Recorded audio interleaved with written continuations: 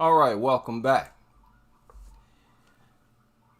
Now, over the past few years, I've talked about how the media takes ideas and talking points from dog culture critics. Every now and then, they will dip into Reddit, Dogs Free on Reddit. They will dip into dogsbite.org. They'll listen to one of our videos and they'll hear a talking point that's accurate, that's irrefutable. And they'll take one of our talking points, they'll take one of the things that we point out, that we get into, that we break down, and we show exactly how this is a violation of laws, health codes. It's a violation in general. And they'll make an article. This is what journalists do. They'll write about anything. But usually the journalist feels passionately about whatever it is they decide to write about. If it's an article critical of dog culture, then I would imagine that the journalist believes what he or she has written. And so they published this article less than a day ago. I don't think it's been 24 hours yet. It surfaced actually August 16th at 3:01 a.m. 3:01 a.m. So a recent article, and you see the title. Opinion. Why do so many LA dog owners think the rules don't apply to them? Now, I need to hear from people in California, Los Angeles, about this one, because I wasn't aware of this. I was not aware of this, and this is a horrible article. The things that this journalist point out would infuriate me. Say the best place to see rich people act as if rules don't apply to them is in the Pacific Palisades Farmers Market. I mean, they got specific and called out a business directly, just like we do. What did I tell y'all?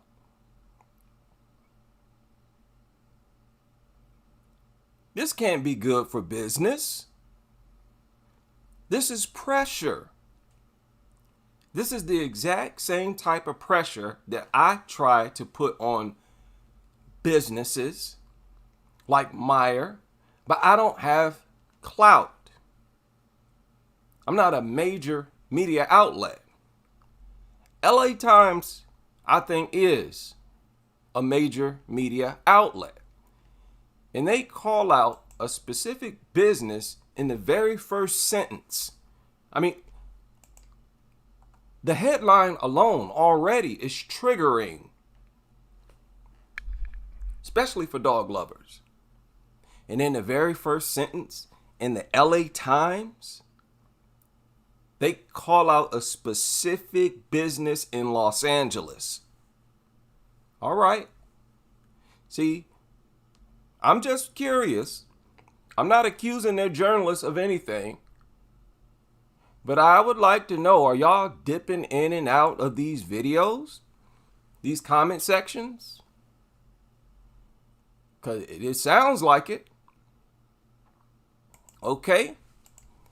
And they're talking about how people bring dogs in the stores. I guess in Los Angeles, it's routine for people to bring dogs into stores, grocery stores, and everything.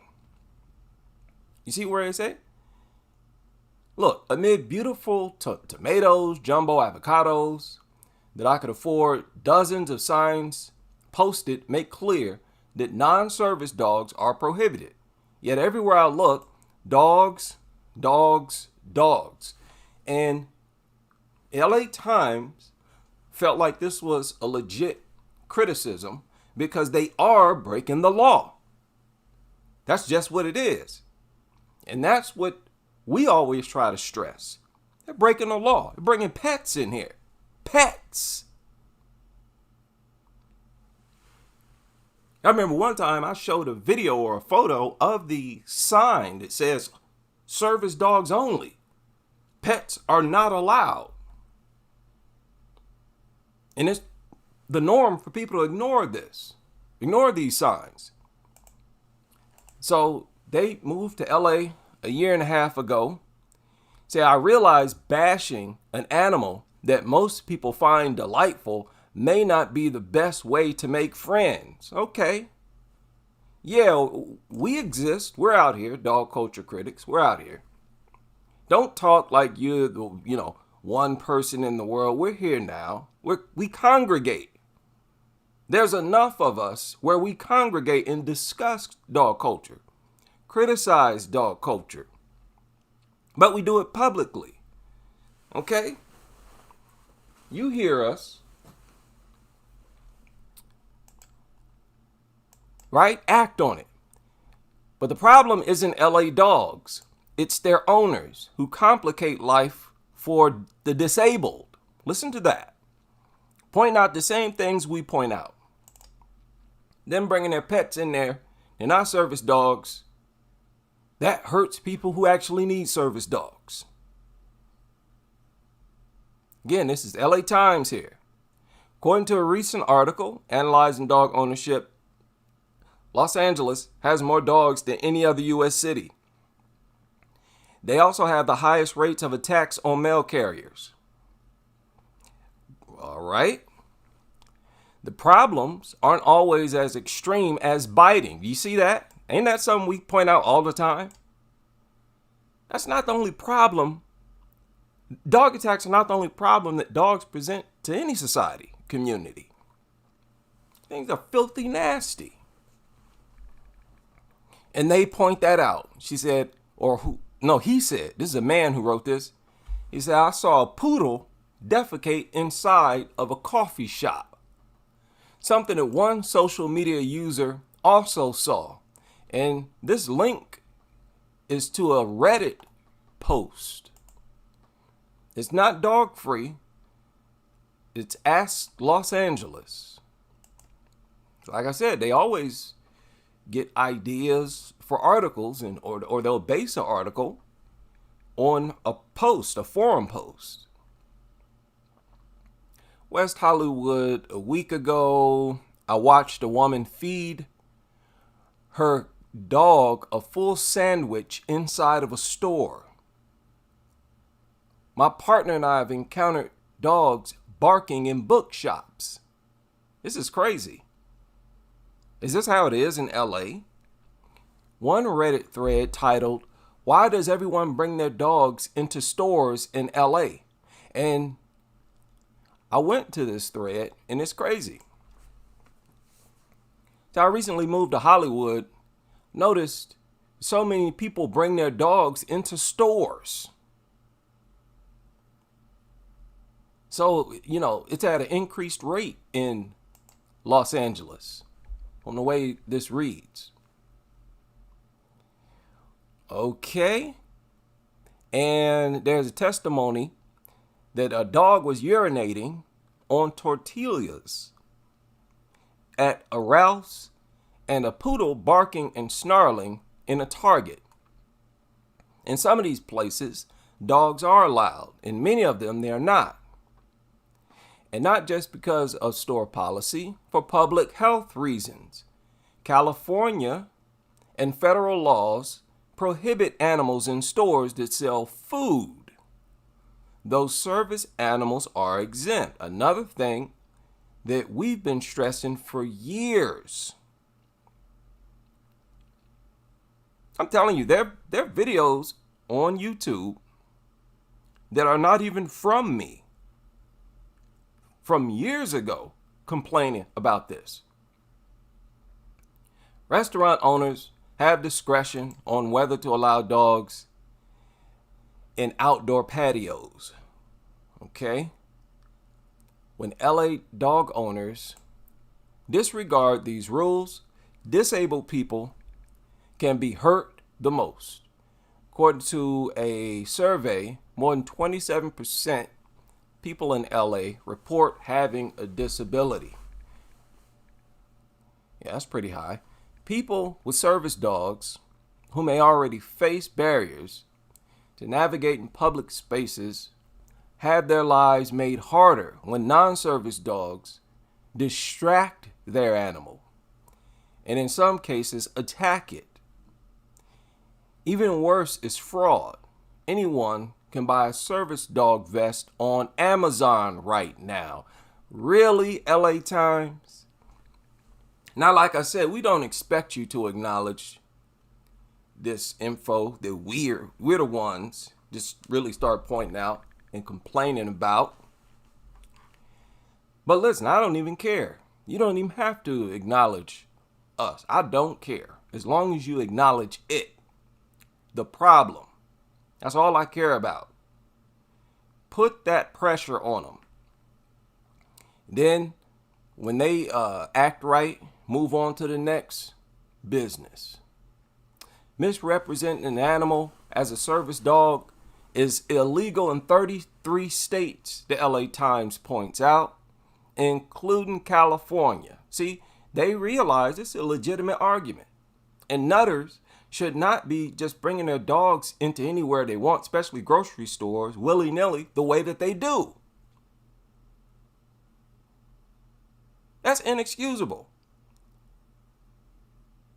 If you have laws that need to be enforced in grocery stores, then you need to have security in those grocery stores. And these idiots will have store greeters at the front of the grocery store. Some idiot standing there with a pre-scripted hello. Not prepared or trained to say, no, you can't bring a pet in here. And these nutters bringing whole pit bulls in there.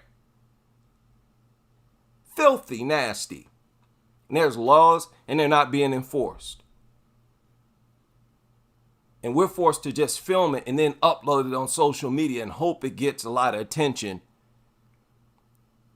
and scares them into enforcing the law and the rules, the health codes. Shouldn't have to do that.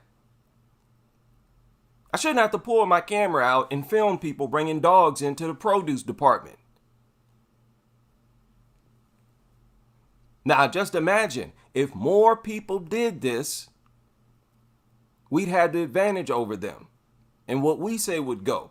We let no dogs in here. You understand? We get a bunch of videos from Kroger's. We'll stop shopping at Kroger's for a day. If there's enough of us, that will hurt any establishment. That'll hurt any establishment. And I can go a whole month without shopping at a specific shopping center. Make them feel it. Every time they bring a raggedy mutt into any public place. Nasty mutants. Now look at what they point out. Misrepresenting an animal as a service dog is illegal in 33 states, including California, and creates an atmosphere of skepticism around whether someone is telling the truth about their dog. My partner, who has cerebral palsy, often, wait a minute. Okay, yeah, we're doing good. Often loses her balance when approached by an off-leash dog or a dog on a leash if it's not under control. Look at this. Store aisles turn into obstacle courses. When she politely asks for dog owners to move their dog, they often act as if she's a burden, which is already how she and many others with disabilities are often treated. When my partner shows her discomfort or is maneuvering around a dog, she's typically met with a patronizing smile and a comment such as, "Don't worry, they're nice." So it sounds to me like the nutters own the grocery stores. They own the stores over there. Like it's so common for them to bring dogs in there. They treat people without dogs who have a problem with dogs in there as if they're the minority. That's ridiculous. Now, I don't know if it's like that, but that's what this description sounds like. Anybody from Los Angeles who can confirm that, let me know, because that sounds crazy. You got nutters just bringing pets, into different stores. You got to watch out for the pet. This entitled response reeks of presumption to someone else's space. It does not matter how nice or cute you think your dog is. If someone in a public space doesn't want your dog near them, the dog shouldn't be near them, period. Yes, that's good old-fashioned dog culture critic common sense right there. Yeah, that sounds like something that comes from us. Y'all listening? Keep listening. Keep listening. You don't even have to directly acknowledge us. Keep writing articles like this. My two adorable nieces here they got to pander to dogs a little bit. Now, the person who wrote this is not even American. Writing for the LA Times. So they got to sort of play both sides of the fence, just a little bit, just to make it, PR friendly. And I get it. My two adorable nieces love seeing dogs on walks in their neighborhood. My brother and sister have taught them to first ask the dog's owners if the dog is friendly and whether it's okay to pet. And you need to stop doing that. Tell your brother-in-law and your sister-in-law to stop doing that. And instead teach them to never go near dogs.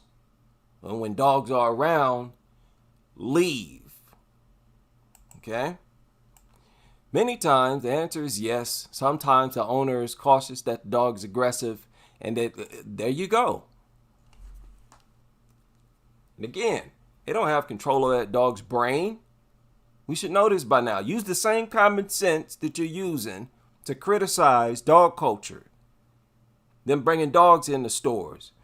To criticize this right here. You allowing your youngsters to go up to random dogs to pet them. I don't care what their owner says. Their owner is not in control of that dog's brain. But if my toddler nieces can ask to pet a dog, then fully grown pet owners can ask strangers if they're okay with a dog approaching them. Okay.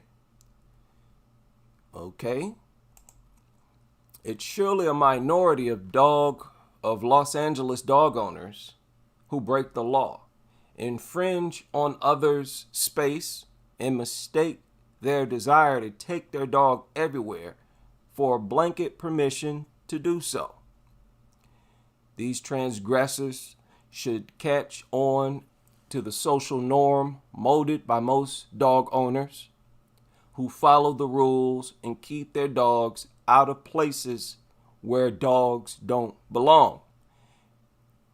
In a city where people with disabilities already deal with poorly maintained sidewalks and aggressive drivers who rush pedestrians in crosswalks, dog owners should stop adding to the list of obstacles and bring bad behavior to heel.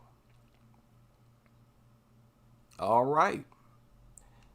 That's from Nadav Ziv. Nadav, I don't know what type of name that is. He's clearly not American. He has a LinkedIn. Any of you want to check that out? But he wrote this in the LA Times about a day ago. And even with all this, it's a pretty lengthy article. Everybody outside of the dog culture critics got a lot of catching up to do. because there's a whole lot more to complain about when it comes to dog culture. But we shouldn't have to complain about this. That's the whole thing. That is what makes this article legit. We're talking about the law, like we talked about. What other law is just randomly and consistently broken, and nobody says anything? You break any other law, the average person is going to call you out. Somebody's going to call you out. Hey, that's against the law. Hey, you can't do that. Somebody's going to record you breaking the law. Okay? Even if you break the rules, I tell you what you do. Go into Myers with no shirt on, in your underwear, as a man, with cowboy boots, sunglasses, smoking a cigar. You tell me what happens to you. Go walk around in the grocery store like that. You tell me what happens to you. All kinds of people gonna be recording you. You most certainly gonna have somebody come up to you and tell you to get out. You're breaking the law, you're breaking the rules. But when it's a dog, nobody objects, even though you got laws against it. So thank you, LA Times, and hopefully other media outlets can get on board. Shout out to all of you able to join me, and I hope you can join me on the next as we continue with this crusade.